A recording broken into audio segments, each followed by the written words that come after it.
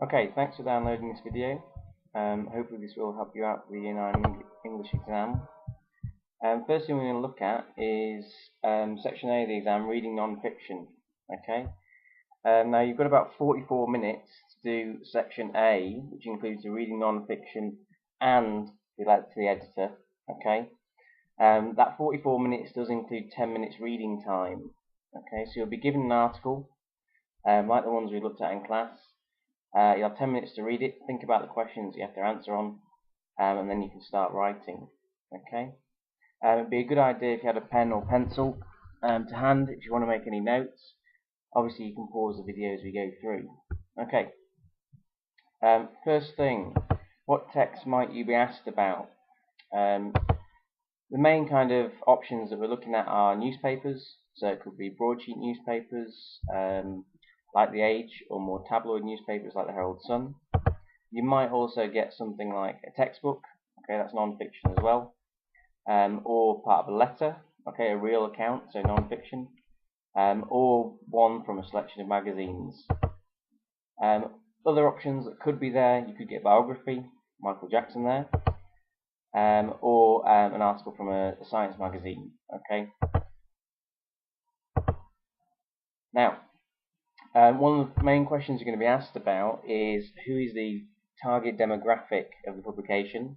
That means who's going to read it, who's intended to read that kind of article, okay, that kind of publication. For things like the Herald Sun, which tend to be more kind of sensational in the way they give accounts of things, full of pictures, tend to do with kind of celebrity gossip and that kind of thing as well. Tends to be more blue-collar workers, that means more kind of tradies, manual workers. Obviously we're stereotyping, we're generalizing here. If you're looking at The Age, or to give an English equivalent, something like the Telegraph or the Times, that tends to be dealing with more serious issues, maybe politics, but it also covers sports and popular current affairs, that kind of thing as well. But you're mainly looking at university educated white collar workers, so more kind of office jobs. Okay. There's not to say that there's an age restriction. Basically, you think 18 years or above for the age. When we come to more specialist publications, New Scientist, obviously people interested in that kind of research. Top Gear, very popular, mainly a male readership. Obviously anyone with a particular interest in motor cars, motor racing. Musical interests, NME, AFL. GQ tends to be a bit more sophisticated compared to some of the other lads mags. So it's not just pictures of ladies, it deals with fashion, grooming, news, celebrities, other issues. Men's health, obviously a focus on health drive, and obviously that's for men. Better Homes and Gardens, to generalise, it'll be women, but obviously of a certain age. You'd think 35 plus. Company, young women, okay, so it deals with fashion, celebrity makeup, that kind of thing. Women's Weekly, your Prime Minister there, a little bit older, okay, again, so I'd probably say 35 plus women, but that's to generalise again.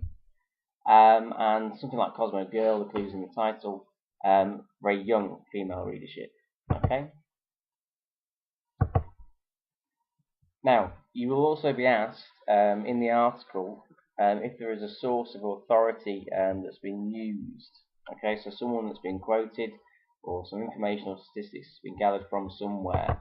Now, good sources of authority, scientists like Albert Einstein, or any other kind of research facility, universities, that kind of thing. Also politicians, the government. Remember, when it comes to these official sources, you have to explain why they're valued. So they're certified, they've got experience, first-hand experience, they are experts in their field, and they've kind of been approved by official bodies, okay, or recognised for what they've done. Another option would be a survey, okay, so done by someone who is unbiased, who doesn't have an axe to grind, so you can actually take the results seriously. Now, next thing I'm going to show you, you'll be asked what impact does the article have on the reader, and you'll be asked specifically for quotations, examples of powerful or emotive language. Okay, probably just a couple from the article. And that means language that draws a strong, powerful reaction. So it could be anger, it could be desire, it could be pity, depends on the subject of the article. So I'm going to show you a video which is an Oxfam appeal, a charity appeal. I want you to make notes, just take a look. You should be able to spot, in terms of persuasive devices, obviously emotive language, other things like rhetorical question, repetition, use of personal pronouns, and obviously kind of strong statements that make it imperative, make it seem urgent that you take action. Okay, so just watch and pay very careful attention to what's said and what's written in this advert. This is Bert.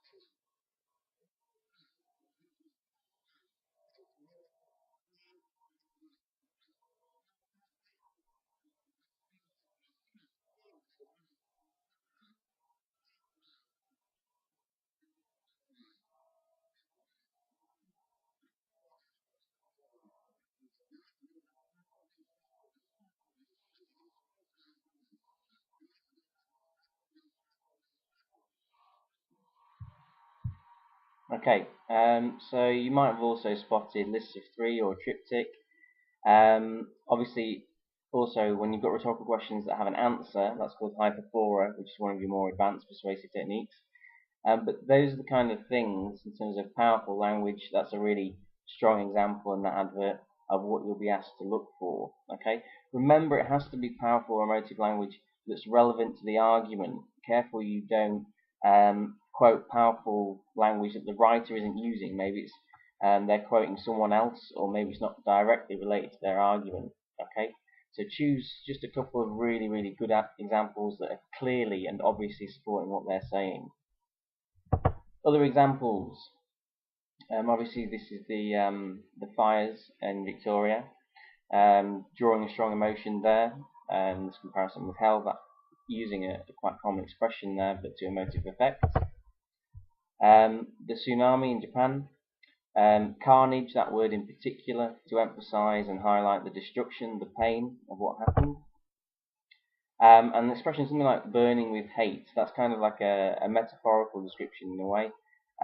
Burning, kind of seething with rage, it really emphasizes the emotion, and it gets a strong reaction from the reader, which is obviously what a front page should do, to get readers to carry on and turn the page.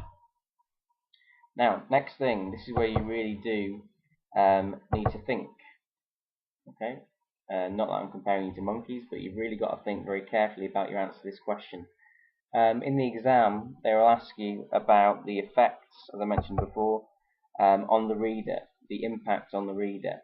Okay, and depending on the number of lines you get on the exam paper, you have to fill those lines, and this kind of question can get you a lot of marks. Okay, so the main questions you're asking yourself, clearly, what emotions does the reader feel? Is it outrage? Is it anger? Is it disappointment? Is it sadness? Is it optimism? Is it pessimism? What reaction does it get from them, or what reaction is the writer looking for? Okay, so you might not feel it, but what is the reader meant to feel? Also, what is the reader meant to think? Okay, and why? What are they meant to think about the subject matter, about the argument? How is it convincing them? Okay, don't need to worry too much about going into lots of detail about your evidence, but you do need to be clear about what the reader thinks and feels in answer to that question about impact. Okay. Now, the final thing you'll be asked about pros and cons. Okay, good things and bad things that are put forward about the subject being discussed. Okay, so it might be about pros and cons on banning uniform, pros and cons on banning boxing, pros and cons on stopping teenagers going out after dark, pros and cons about banning violent computer games, as we've discussed. Okay, you're considering the article, but you're also considering your own thoughts and ideas here.